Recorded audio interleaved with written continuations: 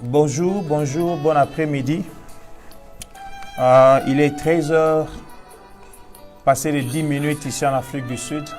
Il doit être 12 heures, passé de 10 minutes à Kinshasa. Nous avons commencé notre direct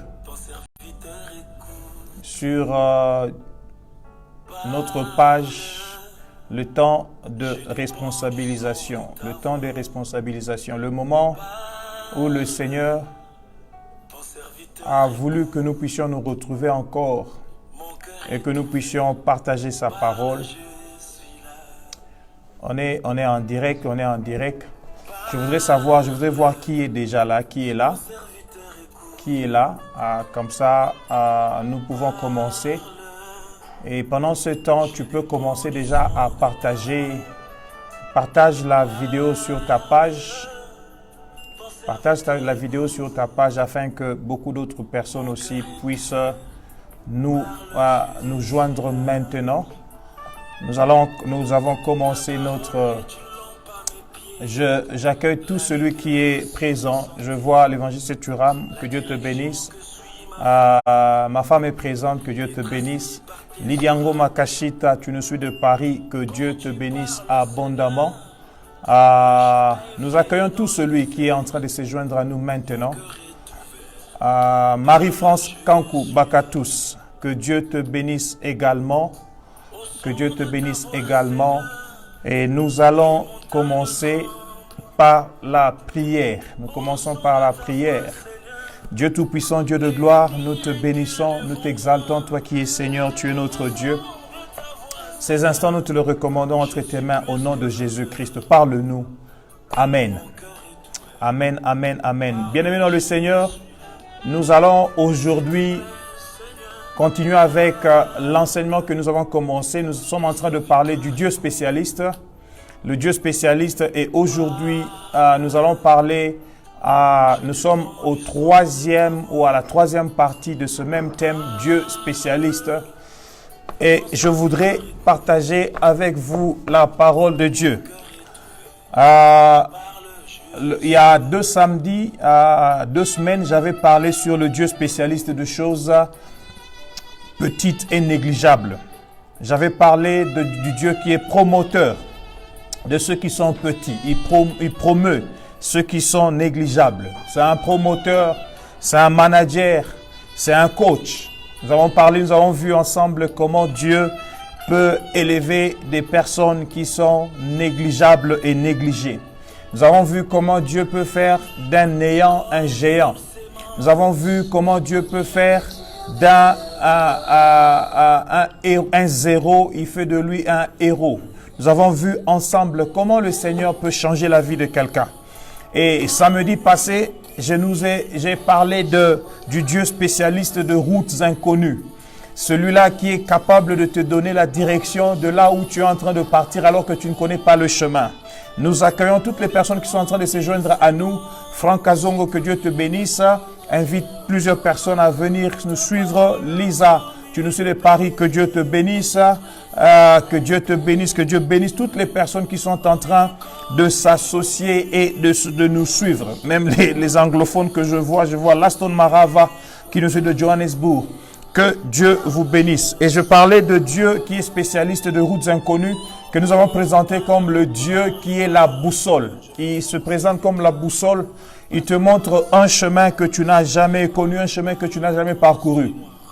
Mais en étant toujours spécialiste dans la direction, il est aussi un spécialiste qui est capable de te donner le chemin là où tu ne passais pas.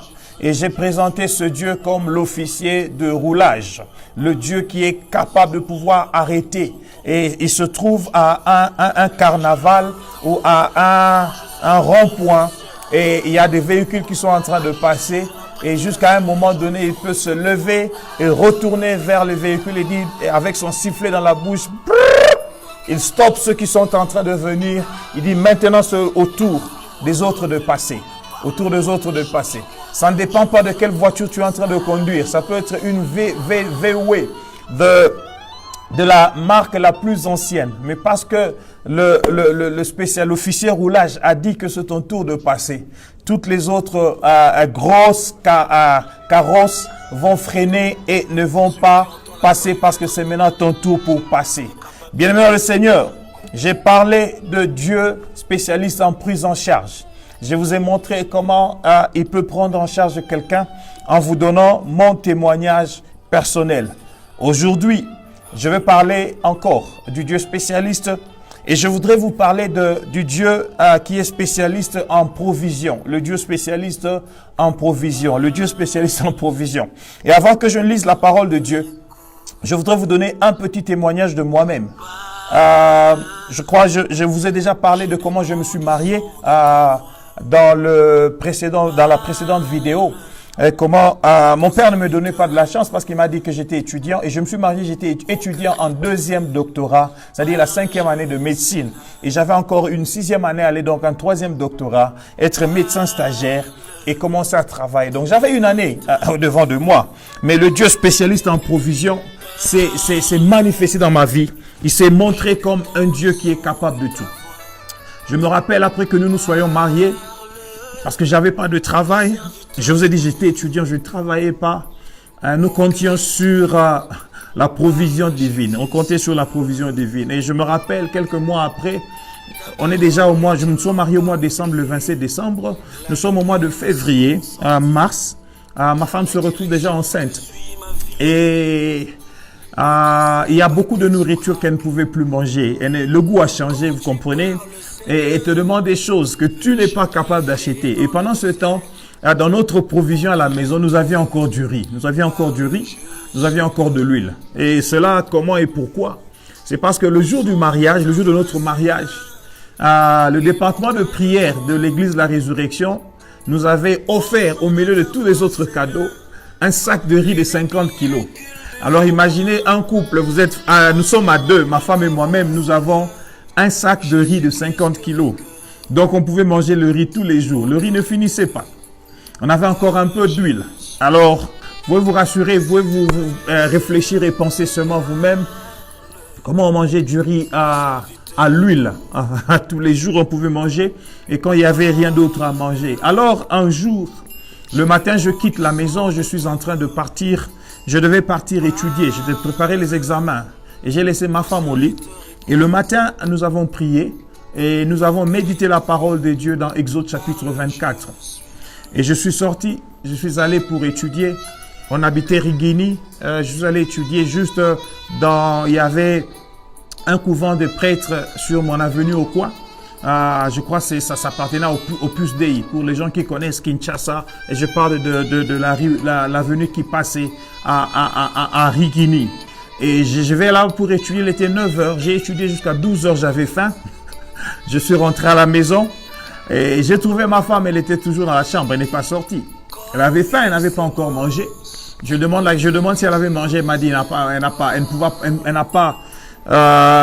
ne sent pas le goût de manger le riz encore une fois de plus, parce qu'il y avait du riz, il y avait de l'huile, il y avait du sel. Elle pouvait faire du riz boulaye. Mais elle n'en avait pas le goût. Moi, je suis rentré pour avoir un peu du riz boulaye, manger, avoir un peu d'énergie pour rentrer étudier. Bien-aimé le Seigneur, alors que je rentre à la maison, l'Esprit du Seigneur me dit, l'homme ne vivra pas de pain seulement, mais l'homme vivra de toute parole qui sort de la bouche de Dieu. Alors, l'Esprit me pousse, me conduit actuellement à aller et chercher la Bible. Je prends la même Bible que j'ai lue le matin. Je dis, ok, avant que je ne pense à quoi que ce soit, laisse quand même que je lise la parole de Dieu et que je puisse expérimenter que l'homme ne vivra pas de pain seulement, mais que l'homme peut vivre de la parole de Dieu. J'ai commencé à lire, j'ouvrais la Bible pour lire Exode chapitre 25, parce que j'étais en train de progresser depuis Genèse chapitre 1, avancer en train de lire la Bible comme cela avec mon épouse après le mariage. Alors j'arrive dans la Bible, j'ouvre. La page d'Exode 24 à Exode 25, c'est la même page. Et je trouve un beau billet de 5 $ assis. Un beau billet, je ne sais pas, couché ou assis, sur la même page où j'ai lu ce le matin.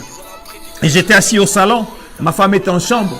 Et je crie directement, je lui dis, Ro, tu sais quoi? il y a de l'argent ici, j'ai de l'argent. Tu peux sortir, on va acheter quelque chose. Elle me dit, tu vois, elle est au lit, elle dit, pourquoi tu aimes blaguer comme cela? Parce que tu as dit que tu n'as pas d'argent, on n'en avait même pas. J'ai dit, non, regarde la Bible là, à la même page que nous avons lu ce matin.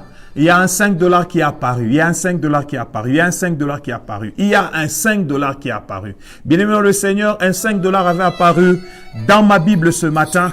Et je pouvais maintenant, on pouvait avoir de la nourriture pour ce jour-là. Elle voulait, je crois, je me rappelle plus, elle peut me rappeler, mais je pense qu'elle voulait acheter cuisse. Et elle est partie acheter ces cuisses-là. Et nous avons eu notre lunch, ou bien notre repas de midi, avec un peu de cuisses de poulet que nous avions voulu manger ce jour-là. Bien-aimé le Seigneur, cela n'est pas arrivé une seule fois. Une fois dans la soirée, on avait une cellule de la résurrection dans ma maison, la cellule du côté des Ruguini. J'avais beaucoup plus de membres qui venaient de Livoulou. Et on a fini la prière de la cellule le soir. On faisait de 18h30 à 20h, je crois, un mardi. Et quand on finit, le soir, souvent, on buvait du thé. On buvait du thé avec le pain, deux fois avec un peu de cacahuètes. N'importe quoi qui peut s'avérer être disponible. Et il se fait que ce soir-là, ma femme voulait avoir du pain avec des avocats. Et on n'avait pas d'argent, il n'y avait pas d'argent. Alors, bien-aimé le Seigneur, le seul argent qu'on avait eu ce soir-là, c'était les petites offrandes que les gens donnaient à la cellule, que le lendemain, mercredi matin, je devais aller déposer à l'église, au bureau d'église. Et on n'a pas voulu être tenté d'utiliser cet argent. Et ma femme ouvre la Bible, la même Bible que nous avons utilisée. Et je ne sais pas, il a aussi eu la même inspiration de pouvoir aussi lire la parole de Dieu. Et il trouve de l'argent sur la page de la Bible. Une page de la Bible qu'il devait lire. Bien-aimé le Seigneur, nous avons vécu cela 2 fois. Nous avons vécu cela 2 fois. Dans notre maison, que dans le moment de nos besoins, le Seigneur a pourvu, et il s'est même pourvu pour nous donner ce dont nous avions besoin. Nous avons appris à le connaître comme nos pères nous l'avaient enseigné comme Jéhovah Jireh, Jéhovah Jireh, Jéhovah Jireh, le Dieu de la provision. Et nous avons rencontré le Dieu de nos pères, ce Dieu de la provision. Et nous avons davantage fait confiance en ce Dieu que nous avons défini comme le Dieu de la provision. Écoutez ceci. Je vous présente le Dieu spécialiste en provision. Mais je voudrais que vous écriviez cela très bien. Il est spécialiste en la provision, les provisions et l'approvisionnement. Je vais vous expliquer ces 3 mots. Pourquoi je parle de 3 mots. Il est spécialiste en provision, oui, mais il est spécialiste en la provision. Il y a un mot français qui s'appelle la provision, mais il y a un autre mot français qui s'appelle les provisions. Ce mot-là n'est jamais au singulier, ce mot est toujours au pluriel, mais il est aussi le Dieu qui est spécialiste de l'approvisionnement.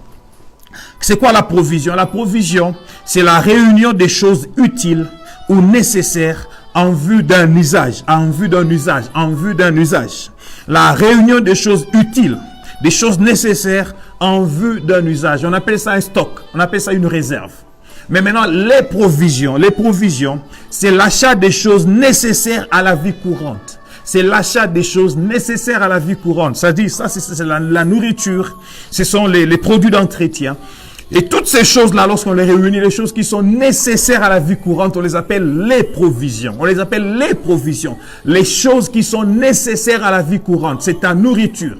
C'est, je ne sais pas, ton savon, les produits de ta toilette. Ça, ce sont les provisions. Alors que la provision, c'est la réunion de toutes les choses qui sont utiles ou nécessaires en vue d'un usage. Cela peut être un stock, cela peut être une réserve. Maintenant, l'approvisionnement, c'est le ravitaillement. L'approvisionnement, c'est quand on parle d'une cantine d'approvisionnement, c'est là où les gens vont aller se ravitailler. C'est-à-dire se ravitailler, se fournir des provisions. Alléluia, se fournir des provisions. L'approvisionnement ici amène et la provision et les provisions. Voilà pourquoi je vous présente un Dieu spécialiste en la provision, les provisions et l'approvisionnement. Alléluia. Nous allons voir cela dans la Bible. Nous voyons l'histoire du peuple d'Israël. Dans Exode chapitre 16, la Bible dit ceci, je vais lire pour vous. Exode chapitre 16. À partir du verset 1er jusqu'au verset 5, la Bible dit, toute l'assemblée des enfants d'Israël partit d'Élim. Et ils arrivèrent au désert de Sin. qui est entre Élim et Sinaï, le 15e jour du 2e mois après leur sortie du pays d'Égypte. La Bible dit, verset 2, « Et toute l'assemblée des enfants d'Israël murmura dans le désert contre Moïse et Aaron. Les enfants d'Israël leur dirent, « Que ne sommes-nous pas morts par la main de l'Éternel dans le pays d'Égypte, quand nous étions assis, écoutez ceci, près des pots de viande. Nous étions assis près des pots de viande. Quand nous mangions du pain à satiété, c'est-à-dire le pain, il y en avait assez. Quand on était en Égypte, il y avait des pots de viande. Quand on était en Égypte, on mangeait des pains à satiété. Car vous nous avez menés dans ce désert pour nous faire mourir de faim, pour faire mourir de faim toute cette multitude. Ça, c'était là, les murmures des enfants de Dieu. Les murmures des enfants de Dieu. Oui, Dieu est spécialiste en la provision, en les provisions et en approvisionnement. Alors, verset 4, l'Éternel dit à Moïse, « Voici, je ferai pleuvoir pour vous du pain. Je ferai pleuvoir pour vous du pain. » Exode chapitre 16, verset 1 à 5. Je suis en train de lire. Exode chapitre 16, verset 1 à 5. Il dit, « Je ferai pleuvoir. » Dieu dit, « Voici, je ferai pleuvoir pour vous du pain, du haut des cieux. » Du haut des cieux. Bien-aimé dans le Seigneur, Dieu parle d'une pluie de pain, une pluie de pain, une pluie de pain, une pluie de pain. Il dit, le pain pleuvra du haut des cieux. Le peuple sortira et en ramassera jour par jour la quantité nécessaire afin que je le mette à l'épreuve et que je voie s'il marchera ou non selon ma loi. Versets 6 et 7. Moïse et Aaron dirent à tous les enfants d'Israël, ce soir, vous comprendrez que c'est l'Éternel qui vous a fait sortir du pays d'Égypte, et au matin, vous verrez la gloire de l'Éternel, parce qu'il a entendu vos murmures contre l'Éternel, car que sommes-nous pour que vous murmuriez contre nous? Verset 14 à verset 18. Quand cette rosée fut dissipée, il y avait à la surface du désert quelque chose de menu comme des grains, quelque chose de menu comme la gelée blanche sur la terre. Et les enfants d'Israël regardèrent et ils se dirent l'un à l'autre, qu'est-ce que cela? Qu'est-ce que cela? Qu'est-ce que cela? Parce qu'ils ne savaient pas ce que c'était. Et Moïse leur dit, c'est le pain que l'Éternel vous donne pour nourriture. C'est le pain que l'Éternel vous donne pour nourriture. Lisons rapidement versets 19 à 21. Moïse leur dit que personne n'en laisse jusqu'au matin. Ils n'écoutèrent pas Moïse et lui des gens qui en laissèrent jusqu'au bout, jusqu'au matin, mais il s'y mit des vers et cela devint infect. Moïse fut irrité contre ces gens. Tous les matins, chacun ramassait et ce qu'il fallait pour sa nourriture. Bien-aimé dans le Seigneur, je suis en train de parler de Dieu qui est spécialiste et de vous apporter la provision, les provisions et l'approvisionnement. Ici, la Bible parle de la manne. Ici, la Bible parle de la manne. Écoutez, je voudrais vous ouvrir une parenthèse pour vous parler de la manne. C'est quoi la manne? Bien-aimé dans le Seigneur, le mot manne est un mot de la Bible, à la fois rare, mais aussi spécialisé. Alors, pourquoi je dis rare? Parce qu'il n'existe que 13 fois écrit dans la Bible. Il y a beaucoup de mots qui sont écrits plus de 100 fois, 200 fois, 1000 fois. Mais ce mot a été écrit seulement 12 fois dans la Bible, mais il est aussi toujours en lien avec le même épisode ou la même histoire biblique. C'est-à-dire pendant les 40 ans d'Israël dans le désert. La manne a existé pendant ce temps-là. La manne, Dieu a fait paraître la manne pendant ce temps, pendant que le peuple était dans le désert, le temps de pérégrination. Vous savez bien aimé dans le Seigneur, après la sortie d'Israël de l'Égypte et avant l'entrée en Canaan, c'est là où Dieu s'est servi de la manne comme nourriture qu'il a donnée à son peuple. Écoutez ceci, la Bible dit, ce sera pour vous du pain qui pleuvra du ciel. Du pain qui pleuvra du ciel. Dans une autre version, même pas une autre version, dans Psaume chapitre 78, 78, la Bible parle du blé qui vient du ciel. Il présente même cela comme étant le pain des grands.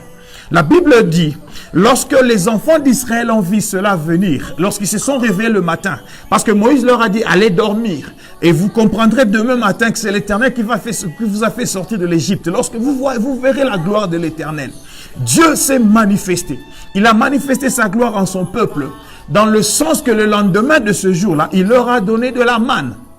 Et lorsqu'ils ont vu cela, la Bible dit que la terre était couverte quelque chose de menu comme des grains, quelque chose de menu comme la gelée blanche sur la terre, avait couvert toute la terre. Et ils ont regardé, ils se disent, mais qu'est-ce que c'est? Qu'est-ce que c'est? Qu'est-ce que c'est? Le mot hébreu, d'où vient man, c'est le mot manhu. Manhu. Qu'est-ce que c'est? Qu'est-ce que c'est? M-E-N, M-A-N, man, H-O-U, manhu. Qu'est-ce que c'est?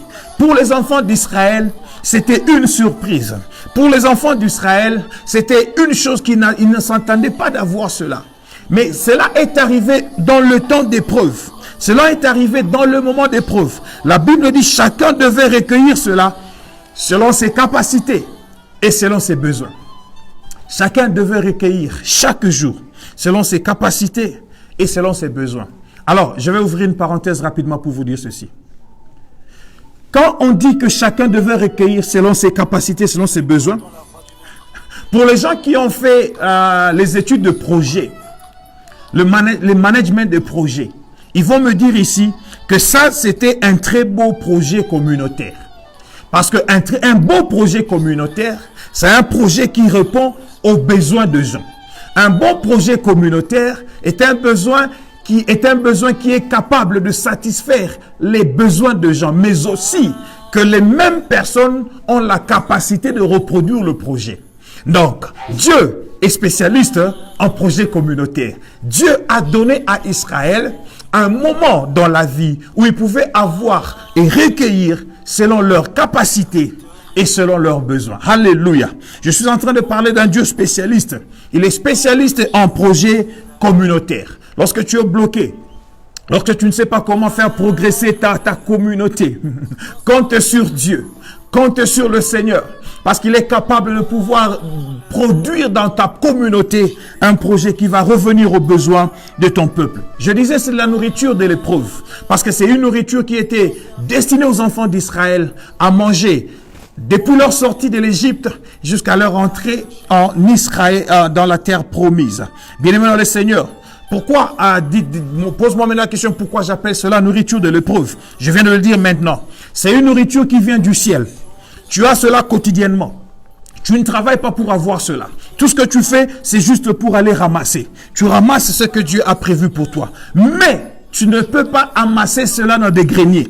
Tu ne peux pas garder cela. Tu ne peux pas stocker cela. C'est-à-dire que tu ne peux pas faire de cela devenir un stock ou une réserve pour toi. Ça ne peut être que une nourriture quotidienne que tu manges chaque jour. Et pour cela, Dieu te dit ceci. Il faut que tu me fasses encore confiance. Parce que Dieu a dit, je veux leur donner ceci, afin que je puisse les éprouver et savoir s'ils peuvent marcher selon ma loi. Quelle était la loi de Dieu? Dieu voulait que le peuple puisse lui faire confiance. Puisse lui faire confiance.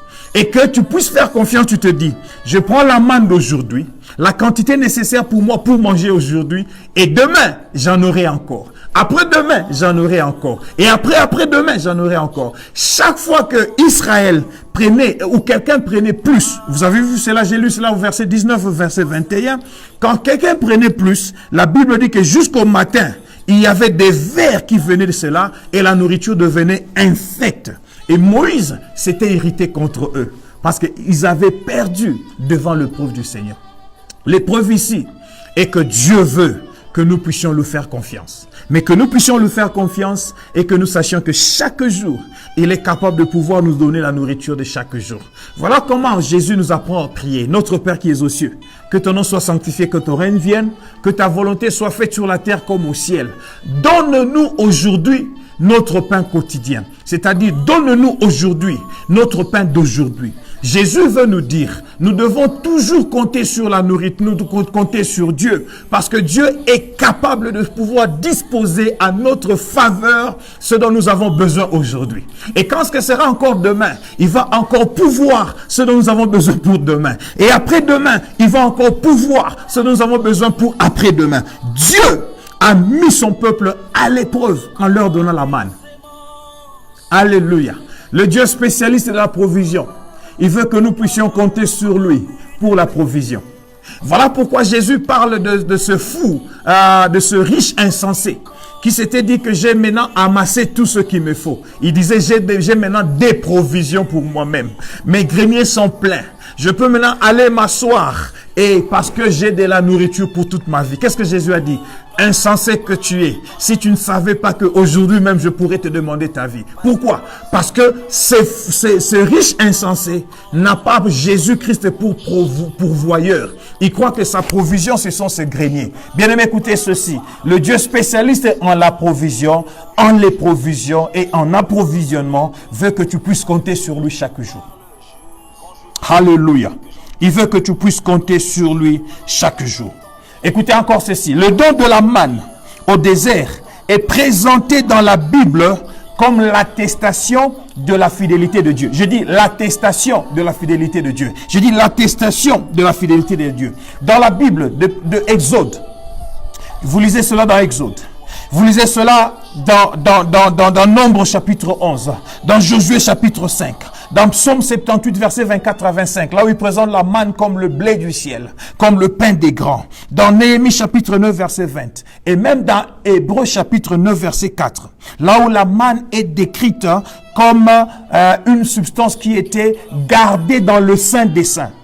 Dans Hébreux chapitre 9 verset 4, je peux le lire pour vous. Hébreux chapitre 9 verset 4, la Bible dit, la Bible présente l'arche de l'alliance et il dit, dans le Saint des Saints, derrière le second voile se trouvait la partie du tabernacle appelée le Saint des Saints, renfermant l'encensoir pour les parfums et l'arche de l'alliance entièrement couverte d'or. Écoutez ceci, il y avait dans l'arche un vase d'or contenant la manne.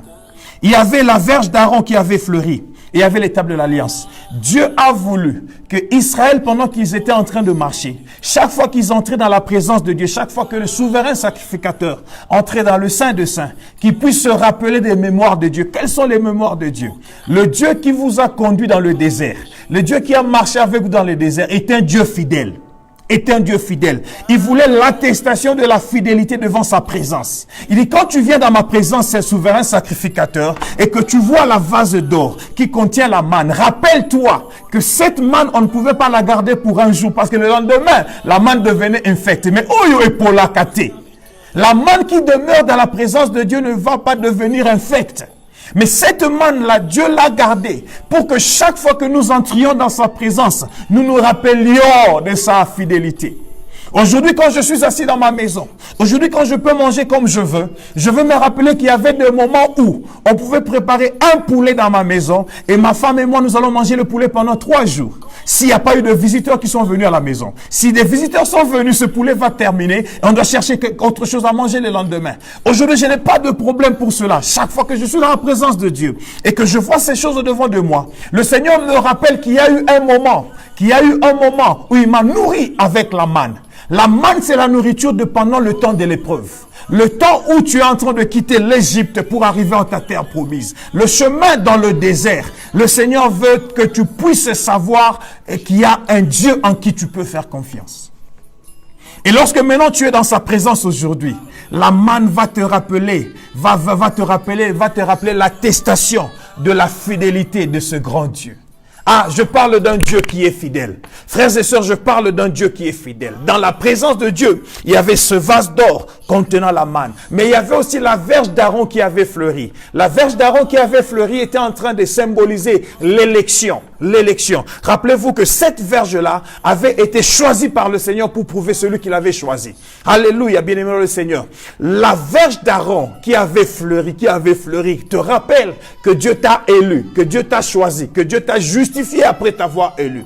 Quand tu entres dans sa présence et que tu te rappelles, tu as le Dieu de tes souvenirs. Le Dieu de tes souvenirs, c'est le Dieu de la provision, mais c'est aussi le Dieu de l'élection. La verge d'Aaron qui avait fleuri, c'est aussi symbole de l'autorité. Ça te rappelle que par cette verge, Dieu a frappé l'Égypte afin de te tenir, de te faire sortir de l'Égypte. La verge d'Aaron qui a fleuri. Dans la présence de Dieu, quand tu arrives, il n'y a pas que ça, il y a aussi les tables d'alliance. Les tables d'alliance te rappellent l'alliance que tu as avec le Seigneur. Bien-aimé le Seigneur, quand tu marches avec Dieu, n'oublie jamais ces choses. Le Dieu spécialiste en la provision veut t'attester qu'il est fidèle. C'est-à-dire, il est celui qui a pris soin de toi. Il peut encore prendre soin de toi. Il est celui qui t'a élu pour t'amener là où tu es. Il peut encore aujourd'hui te présenter auprès des hommes et c'est lui qui est en alliance avec toi. Garde son alliance. Demeure dans l'alliance. Sois encore fidèle. Le Seigneur spécialiste en la provision, en les provisions et en approvisionnement veut t'attester sa fidélité. Il veut t'attester sa fidélité. Alléluia, alléluia. Alléluia. C'est-à-dire la manne doit demeurer à jamais inscrit dans ta mémoire que le Dieu de la provision avait pourvu pour toi d'abord par la manne et aujourd'hui il est en train de pourvoir pour toi en tout ce que tu veux, en tout ce que tu peux avoir. Alléluia, alléluia. Bien-aimé le Seigneur, si Dieu te donne la manne dans l'épreuve, il est en train de te dire je suis fidèle, fais-moi confiance. Mais maintenant, lorsque vous regardez encore cette manne, lorsque vous allez dans Apocalypse chapitre 2 verset 17, la Bible présente maintenant la manne comme étant une récompense pour ceux qui vont résister l'épreuve quand les valeurs de l'Empire romain entreront en conflit frontal avec l'évangile et avec la foi en Dieu. La manne maintenant est présentée comme une récompense. Alléluia. La fidélité de Dieu commence de l'Exode jusqu'à là où nous sommes en train de partir. Exode, Apocalypse chapitre 2 verset 17. Dieu parlant à l'église de Pergame, qui était l'église établie dans le monde, Dieu dit ceci, que celui qui a des oreilles entende ce que l'Esprit dit aux églises. À celui qui vaincra, je donnerai de la manne cachée, et je lui donnerai un caillou blanc. Et sur ce caillou est écrit un nom nouveau, que personne ne connaît, si ce n'est celui qui le reçoit. La manne ici est présentée comme une récompense pour ceux qui auront vaincu l'épreuve. Alléluia. Je vous invite, je ne suis pas en train d'enseigner sur le livre d'Apocalypse. Je vous invite à suivre l'évangéliste Thuram qui est en train d'enseigner sur le livre d'Apocalypse. Et il a déjà parlé de cette église de Pergame. Bien-aimé le Seigneur, je suis en train de parler de cette manne cachée que le Seigneur a gardée comme souvenir, mais qui est restée après longtemps. Alors qu'avec Israël, il ne pouvait pas garder la manne pour le lendemain. Cette manne qu'il gardait était finalement devenait infecte. Le lendemain, portait des vers et manait copola. Mais la manne que Dieu a gardée pour les souvenirs à venir ne pouvait plus jamais devenir infecte.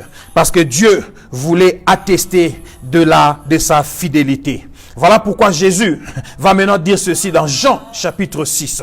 Jean chapitre 6, verset 31 à verset 32. Jésus dit, nos pères ont mangé la manne dans le désert. Selon ce qui est écrit, il leur donna le pain du ciel à manger. Jésus leur dit ceci. En vérité, je vous le dis, Moïse ne vous a pas donné le pain du ciel, mais mon Père vous donne le vrai pain du ciel. Qu'est-ce que Jésus est en train de dire? Il dit, car le pain de Dieu, c'est celui qui descend du ciel et qui donne la vie au monde.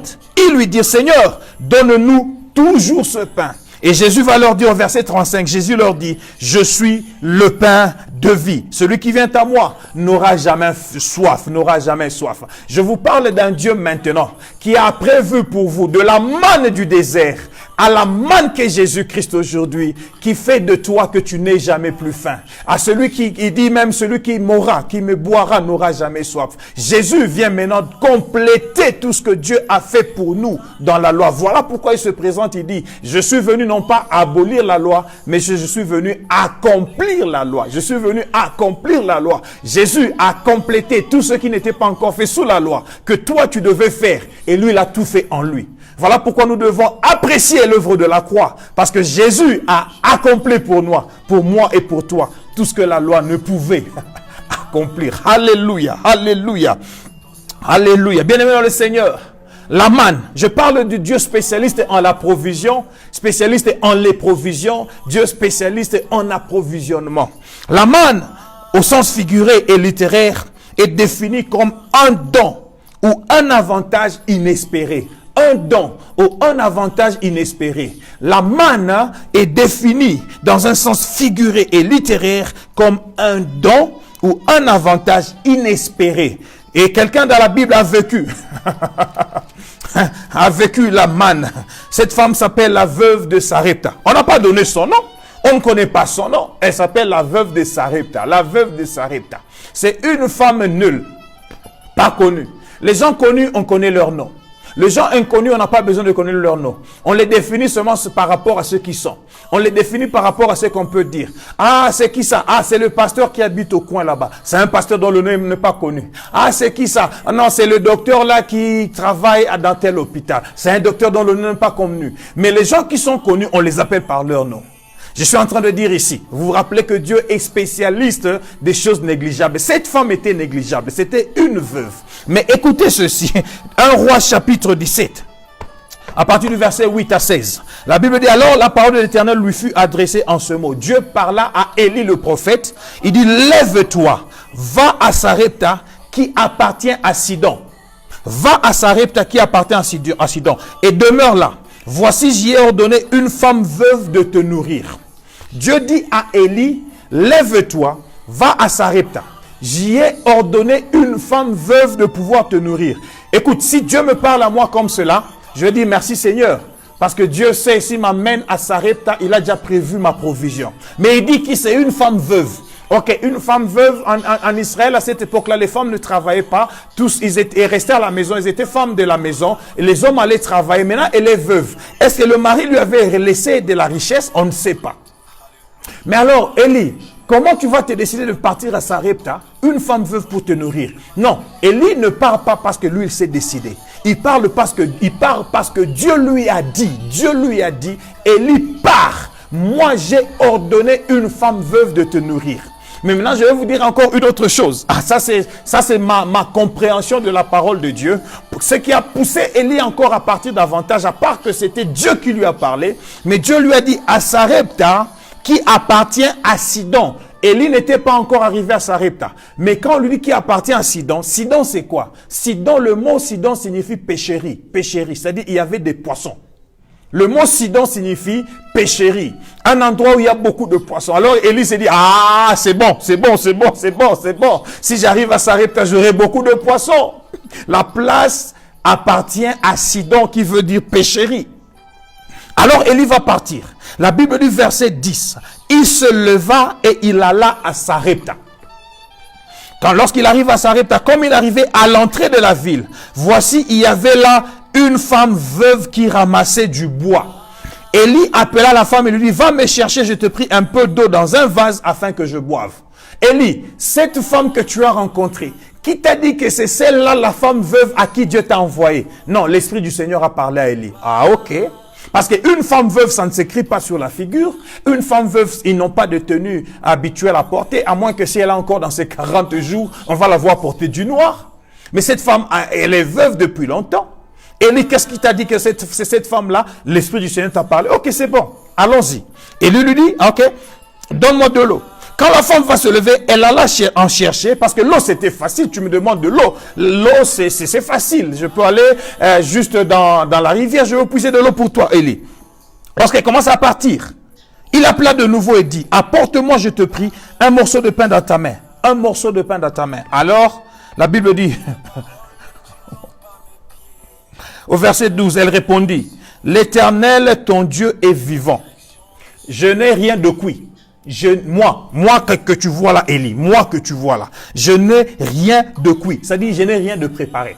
Si tu entres dans ma maison, toutes les casseroles sont vides. Elles sont très propres, bien rangées dans l'armoire. Il y en a même qui ont déjà eu de la poussière, parce que je ne les utilise même pas. Je n'ai rien de cuit. Rien de cuit. Je n'ai qu'une poignée de farine, c'est-à-dire la farine entre mes mains comme ceci, un peu d'huile dans une cruche, et voici, je ramasse 2 morceaux de bois. C'est-à-dire, je n'ai pas besoin de beaucoup de feu pour préparer cette nourriture. C'est tellement petit. Et ça, le coup là, moi, je suis il y a l'ioto. Moi,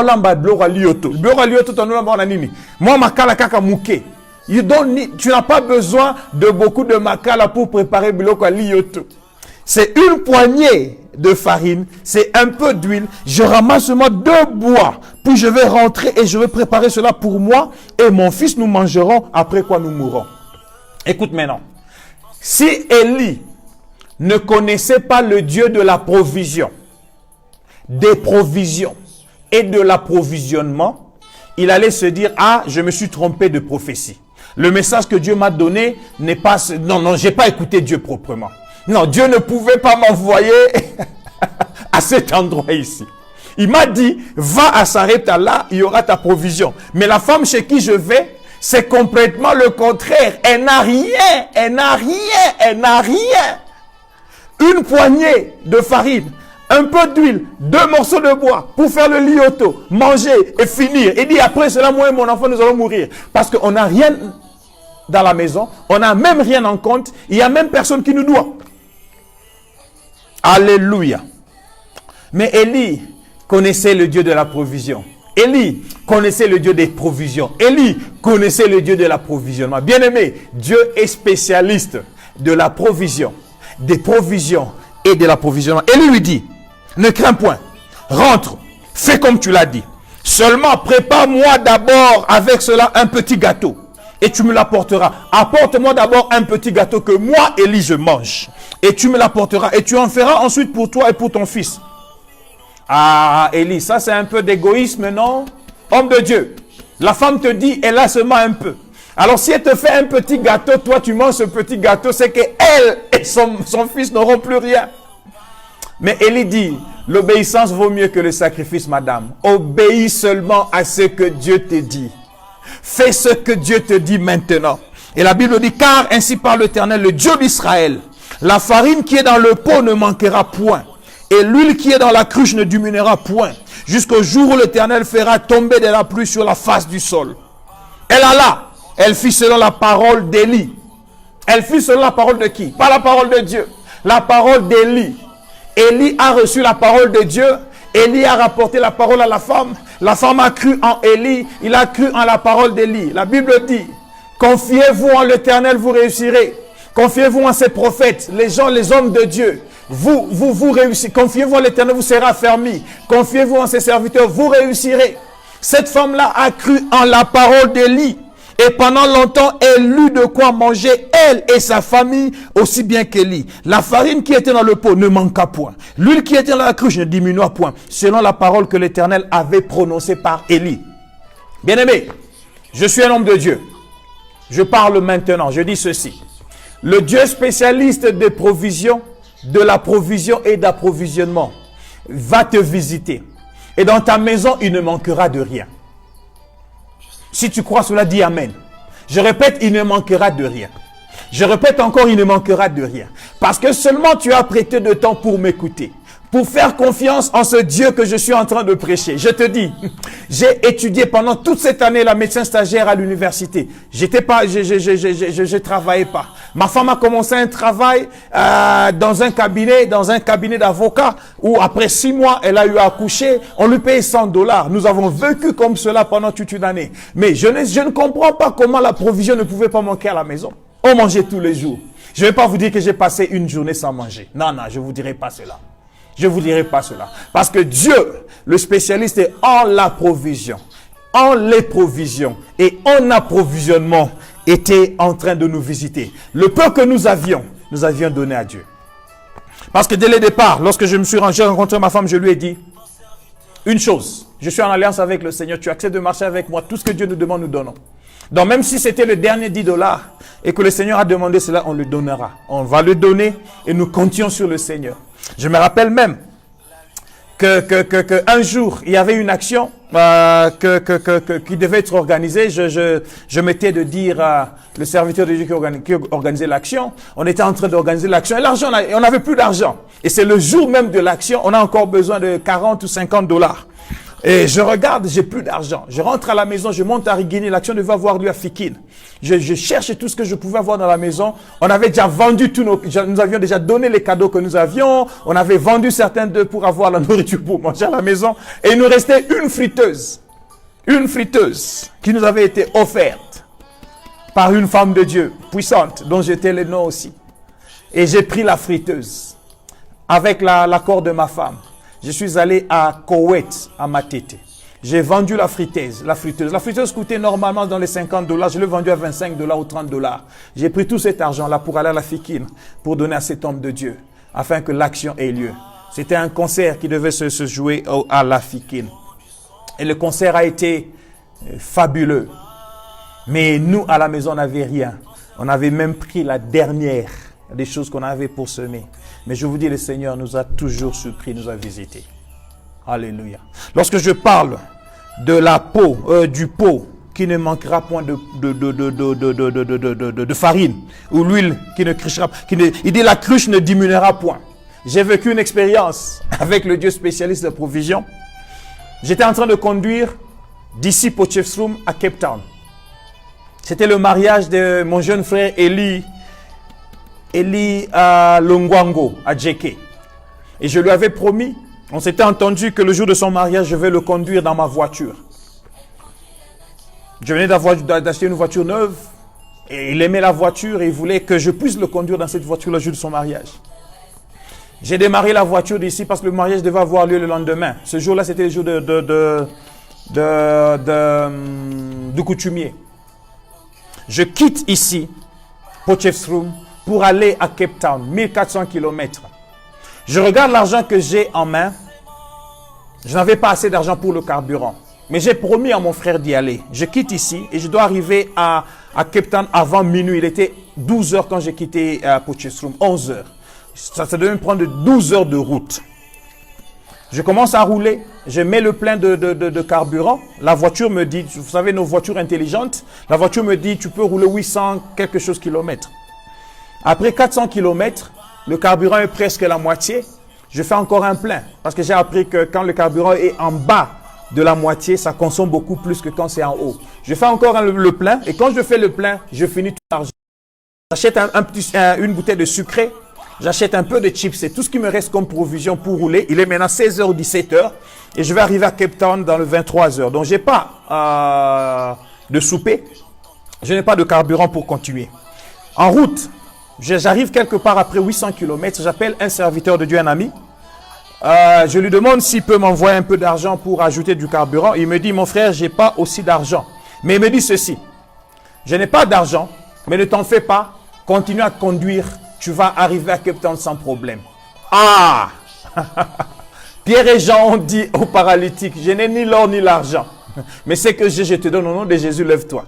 C'était beaucoup, c'était trop pour moi. L'homme de Dieu a dit, je n'ai pas d'argent à te donner. Mais toi, sache quelque chose, continue à rouler, tu vas arriver à Cape Town. J'ai saisi la parole. Dans la voiture, tout le long de la voiture, je jouais de la musique chrétienne, mon gospel, j'écoutais la parole, je priais. Alors pendant ce temps-là, c'était la prière en langue. Je suis en train d'accélérer dans ma voiture. Bien aimé dans le Seigneur, j'ai commencé à voir le carburant finir. Le carburant commence à descendre, arriver à un quart du bas. Et je regarde le trajet qui me reste pour arriver à Cape Town, ça me dit 360 km. Je regarde le carburant me dit, ce carburant, si tu vas rouler avec 180 km. J'ai dit, bien aimé, j'ai dit, Seigneur, soit je m'arrête quelque part, parce qu'il est 23 heures, j'attends jusqu'à minuit, parce que j'attendais, mon salaire devait entrer dans mon compte à minuit juste. J'attends jusqu'à minuit quelque part, quand le salaire va entrer, j'ajoute du carburant pour partir. Mais je dis non, ça c'est la parole, c'est ma pensée à moi l'homme. L'homme de Dieu m'a dit, continue à rouler, tu vas arriver à Cape Town. Alléluia. J'ai tenu à la parole de l'homme de Dieu à rouler. Bien aimé le Seigneur, le carburant n'a pas diminué.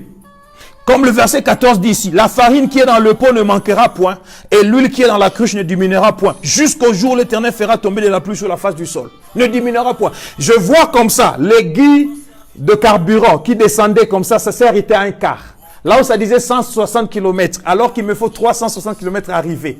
Je suis arrivé à Cape Town avant minuit. Le carburant n'a plus jamais bougé. Cette aiguille est restée à un quart du bas. Je vous parle d'un Dieu que j'ai vécu. Je ne vous parle pas d'un Dieu d'histoire. Je ne vous parle pas d'un Dieu que j'ai lu seulement dans la Bible. Je vous parle d'un Dieu que moi, j'ai vécu.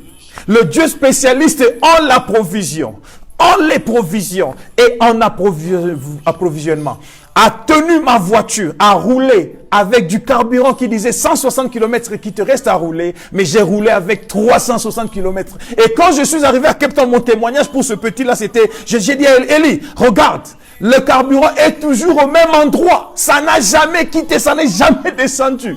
Bien aimé, si Dieu peut faire que le carburant de ma voiture ne puisse diminuer, parce que l'homme de Dieu a parlé et j'ai cru à la parole. Qu'est-ce que Dieu ne peut pas faire de toi? Je suis en train de parler à quelqu'un. Si tu crois en moi comme un homme de Dieu et que tu reçois cette parole, je te dis reçois cela au nom de Jésus. Cela ne diminuera pas dans ta maison. ton compte bancaire, tu verras cet argent rester à ce point-là. Ça ne descendra pas. Ça ne fera que monter. Je suis en train de dire à quelqu'un, le temps de la gloire de Dieu est en train d'arriver pour toi. Parce que le spécialiste en la provision, en les provisions et en l'approvisionnement, a accepté à entrer en alliance avec toi afin de te bénir. Alléluia. Alléluia. Le Dieu spécialiste en la provision, en les provisions et en approvisionnement est capable d'envoyer la manne à son peuple. C'est-à-dire ça vient du ciel. Il est capable de pouvoir utiliser une personne pour pouvoir te donner la provision. Dieu peut utiliser une personne riche, mais il se plaît d'utiliser une personne qui n'est pas riche. Pourquoi? Pour que tu ne viennes pas à dire que c'est cet homme-là qui a pourvu pour toi. Voilà pourquoi, bien aimé dans le Seigneur, moi je n'ai pas de problème d'avoir des partenaires dans le ministère. Mais j'ai un problème de pouvoir compter sur les partenaires dans le ministère. Lorsque tu commences à compter sur les partenaires dans le ministère parce qu'ils sont riches, le Seigneur est capable de pouvoir le faire partir. J'ai appris quelque chose dans mon ministère. Je vais vous le dire, c'est un petit secret. Tout ce que tu élèveras à la place de Dieu, Dieu le combattra lui-même. J'ai appris cela dans mon ministère. Tout ce que tu élèveras à la place de Dieu, Dieu le combattra lui-même. Je vais vous donner ce témoignage et c'est en français. Je suis très content parce que les anglophones ne vont pas écouter. Quand je suis devenu pasteur de Rhema Jesus ici, il y a un homme qui avait donné 1 million de rennes pour acheter le bâtiment là où nous sommes. Alors je me disais, Seigneur, merci, parce que cet homme est quand même là. J'ai des partenaires puissants qui peuvent prendre en charge l'œuvre de Dieu. Cet homme-là est mort. Il est mort simplement comme ça. Il y avait un autre monsieur, un autre blanc, un grec, un fermier, qui avait beaucoup d'argent aussi, qui chaque dimanche, quand il donnait une offrande, il pouvait me donner une offrande de moins de 2500 rentes. C'est-à-dire son offrande à lui-même seulement, c'était toujours plus de $150 chaque dimanche. Alors je disais, bon, même si l'autre là est parti, le premier blanc est parti, j'ai encore l'autre là. Quelques temps après, l'autre là est aussi parti. Alors j'ai compris que l'Esprit du Seigneur m'a parlé pour me dire, Jean-Claude, tu es en train de compter sur des personnes pour soutenir ton ministère. Moi, je suis celui qui soutiendrait ton ministère. J'ai appris à ne pas compter sur des gens. Le pourvoyeur n'a jamais été un homme. Même si Dieu prend des hommes riches qui met à côté de toi, c'est lui qui parlera à ces hommes riches-là pour te donner. Et aujourd'hui, je suis en train de vivre cela. Je ne pense même pas que j'ai des gens riches. La seule personne qui était en train de donner une dîme de plus de $1000 chaque mois à l'église, cette personne n'a plus de travail. Mais nous sommes en train de vivre une saison où les comptes de notre église ne manquent jamais d'argent. Nous sommes en train de prendre en charge des personnes dans l'église. Alléluia. Alléluia. Parce que Dieu est le pourvoyeur, le spécialiste en la provision. Dans ce temps de lockdown, là où il n'y a pas de culte le dimanche, on ne fait pas d'appel de fonds. Nous voyons des gens commencer à nous donner des dîmes, des gens qui donnent des dîmes 2 fois, 3 fois le mois. Nous recevons, ce matin, j'ai reçu, j'ai vu mon téléphone, j'ai vu de l'argent venir des États-Unis. Alléluia. Alléluia. Donc, il y a comme une cascade des SMS qui disent que l'argent est en train d'entrer dans le compte de l'église. Parce qu'il y a un Dieu qui pourvoit aux besoins. Il est capable d'utiliser des personnes pour ta provision. Ces personnes peuvent être de veuves. J'ai des hommes, des femmes très pauvres qui sont veuves, qui habitent dans les cités des Noirs pauvres ici. Ces femmes-là très fidèles. Et jusque maintenant, dans ce temps de confinement, ils continuent à donner leurs offrandes et leurs dîmes par Internet ou par voie bancaire. Parce que Dieu est capable d'utiliser une personne qu'il a voulu. Mais aussi, il est capable de multiplier les peu que tu as mis à sa disposition. Rappelez-vous de l'histoire du pain, des 5 pains et 2 poissons. 5 pains et 2 poissons. L'histoire de 5 pains et 2 poissons. La Bible dit, les disciples ont dit, Maître, mais comment, où est-ce qu'on va trouver la nourriture pour toutes ces personnes? Jésus dit, bon, qu'est-ce que vous avez? Dites-moi ce que vous avez. Et la Bible dit, il disait cela pour le prouver, car il savait ce qu'il allait faire. Philippe lui répondit, les pains qu'on aurait pour 200 deniers ne suffiraient même pas pour nourrir ces gens. C'est-à-dire la nourriture qu'on aurait, le pain qu'on aurait pour le salaire d'une personne de 200 jours. Parce que le denier, c'est le salaire d'une personne d'un jour. Le salaire de 200 jours, c'est donc le salaire de 7 mois de quelqu'un. Donc il dit, le pain qu'on va acheter avec le salaire de 700 personnes, d'une personne de son salaire de 7 mois, ne suffirait pas à nourrir toutes ces personnes. Où est-ce qu'on va avoir cette nourriture? Maintenant on dit, non, il y a un jeune garçon Ah, le Dieu spécialiste des choses inutiles. Le Dieu spécialiste des choses négligeables. Un jeune garçon qui a 5 pains et 2 poissons. Je ne sais pas si ce jeune homme-là était venu vendre ses pains et ses poissons. Jésus dit, amenez-moi ces 5 pains et 2 poissons. Le peu que tu mets entre les mains de maître, le maître va multiplier cela. Écoutez ceci. La Bible dit dans Jean chapitre 6, verset 11. Jésus prit les pains, rendit grâce et les distribua à ceux qui étaient assis. Il leur donna de même des poissons, autant qu'ils en voulurent. Autant qu'ils en voulurent. Les gens ont mangé à satiété. Quand tu es avec Jésus, le spécialiste de la multiplication, tu mangeras et tu te rassasieras. Dieu m'a promis, il m'a donné une promesse dans Joël chapitre 2. Il a dit, Jean-Claude, tu mangeras et tu te rassasieras. Parce qu'il est celui qui bénit et qui te donne à satiété. Il ne te donne pas peu. Il te donne enough for you to live every day. Ce n'est pas quelque chose qui dit non, non, c'est comme n'était coquine. Non, mon Dieu à moi te donne assez pour toi, ta famille et ta provision. 2 Corinthiens chapitre 9 verset 8. Il est capable de te donner jusqu'à multiplier afin que tu aies toujours ce qui te suffit et que tu puisses aussi en avoir pour donner aux autres et qu'il en reste encore pour des bonnes œuvres. 2 Corinthiens chapitre 9 verset 18. Le Dieu de la multiplication. Il est spécialiste en la multiplication. Un homme a dit ceci, je vais terminer rapidement. Il dit, si tu es né pauvre, ce n'est pas ta faute. Mais si tu meurs pauvre, c'est ta faute. Si tu es né pauvre, ce n'est pas ta faute. Mais si tu meurs pauvre, c'est par ta faute. C'est un païen qui a dit ça. Un homme a dit cela. Mais moi, je dis aussi, il a raison. Si tu es né pauvre, ce n'est pas ta faute parce que tu n'as pas choisi de naître dans cette famille. Ton père peut avoir été pauvre. Ou bien les circonstances peuvent avoir fait que votre maison vous soit devenue pauvre. Mais si tu meurs pauvre, c'est par ta faute. Pourquoi? Parce que tu peux prendre ta pauvreté. Tu peux prendre le peu que tu as. Tu mets cela entre les mains de Dieu. Du spécialiste de la multiplication, il va multiplier cela. Même si tu ne deviens pas riche, tu ne mourras pas pauvre. Alléluia. Je déclare au nom de Jésus que tout celui qui me suit et qui me suivra, je dis tu ne mourras jamais pauvre.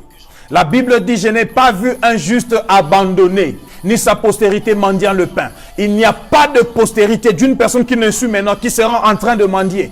Parce que le Dieu de la multiplication multipliera le peu que tu auras mis entre tes mains. Ce que tu as à faire, c'est seulement prendre le peu que tu as, mets entre les mains de Dieu. Laisse ton argent servir le Seigneur. Donne ta dîme en ces temps difficiles. Donne tes offrandes dans ce moment difficile. Occupe-toi de la mission en ce moment difficile. En ce temps-ci où les choses ne marchent pas, où les choses sont difficiles, nous sommes en train d'envoyer l'argent. Nous sommes en train d'envoyer l'argent pour la provision des familles en Inde. Nous sommes en train de soutenir des missionnaires. Parce que nous savons qu'en ce temps comme ceci, lorsque les choses sont rares, Dieu ne raréfie pas ce qui est rare. Dieu, par contre, il est en train de multiplier ce qui est rare dans la maison de ceux qui savent comment lui donner ce qui est rare. Ne rends pas rare dans ta maison ce qui est rare, mais rends cela évident en prenant ce qui est rare, en mettant entre les mains de Dieu. Alléluia. Ne me dis pas que l'argent est rare. Quand il est rare comme ça, mets cela entre les mains de Dieu. Il va le rendre évident et devenir multiplié dans ta vie de tous les jours. Un autre homme a dit ceci. Churchill, il a dit, il y a une seule réponse à l'échec, c'est la victoire. Et moi je dis, il y a une seule réponse à la pauvreté, c'est la richesse. Il y a une seule réponse au manquement, c'est l'avoir. Et Dieu est capable de changer cette situation. Je dis, il est spécialiste en changement d'état. Il est spécialiste en changement de conditions. Ma dernière ligne, ma dernière phrase est celle-ci. S'il n'y a plus de provision dans ta vie, parce que tu as tout perdu par ta faute, j'ai dit tu as tout perdu par ta faute, Dieu est encore spécialiste en reconnexion des relations où la provision te sera encore pourvue. S'il n'y a plus de provision dans ta vie, parce que tu as tout perdu, et cela par ta faute, Dieu est encore spécialiste en reconnexion des relations où ta provision te sera encore pourvue. Pasteur, qu'est-ce que tu es en train de dire? Frère Jean-Claude, qu'est-ce que tu es en train de nous dire là? Je suis en train de vous dire, regardez l'histoire de fils prodigue dans Luc chapitre 15. Lorsqu'il a tout perdu, tout ce qui était à lui qu'il a pris de son père, il a tout perdu. Il y a encore un Dieu de grâce qui va te faire revenir dans la maison, te reconnecter avec ton père, et ton père va encore pourvoir pour toi. Ce Dieu de grâce est même incompris. Et il est même incompris par les fils qui sont restés servis fidèles dans la maison. Le fils aîné n'a pas compris comment mon père peut encore se réjouir de revoir mon frère. Mais le Dieu spécialiste en reconnexion des relations, il est un Dieu de grâce. Il prend celui qui a tout perdu. Par sa faute, il lui pardonne et le ramène dans la maison pour lui redonner encore la provision. Le Dieu spécialiste en la provision, en les provisions et en approvisionnement. Il est aussi le Dieu spécialiste en reconnexion de relations qui vont te redonner la provision que tu as perdue. Bien-aimé dans le Seigneur, voilà le message que j'avais pour toi, le message que le Seigneur m'a donné pour ces 3 samedis sur le Dieu spécialiste. Je voudrais que vous puissiez, avec moi, vous puissiez élever ce grand Dieu. Nous avons un Dieu spécialiste. Il est spécialiste en beaucoup. Il est le promoteur de petites choses, promoteur de ceux qui sont inconnus. Il les élève à un nom élevé. Il est aussi le spécialiste en route inconnue. Il donne la direction, il devient la boussole pour ceux-là qui ne savent pas où ils sont en train de partir. Mais il est aussi le Dieu spécialiste en la provision, en les provisions et en approvisionnement.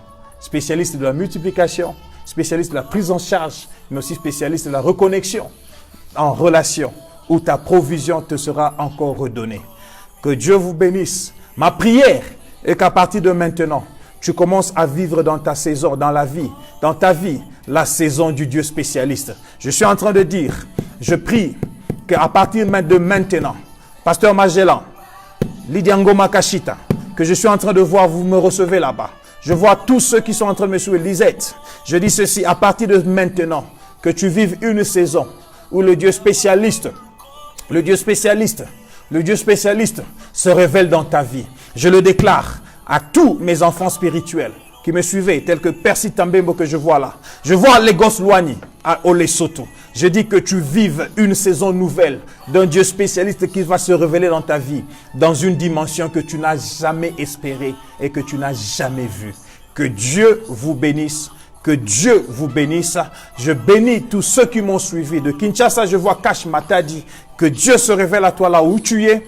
Que Dieu se révèle à vous au Lesotho, à Lagos Luani. Que Dieu se révèle à toi, Magellan à Kinshasa. Que Dieu se révèle à vous qui êtes aux États-Unis. J'ai vu Mama Wiva. Que Dieu se révèle à vous en France. Lisette, Mami Bakatoussa et tous les gens de France. J'ai vu Chims, mon beau-frère aussi présent en train de me suivre.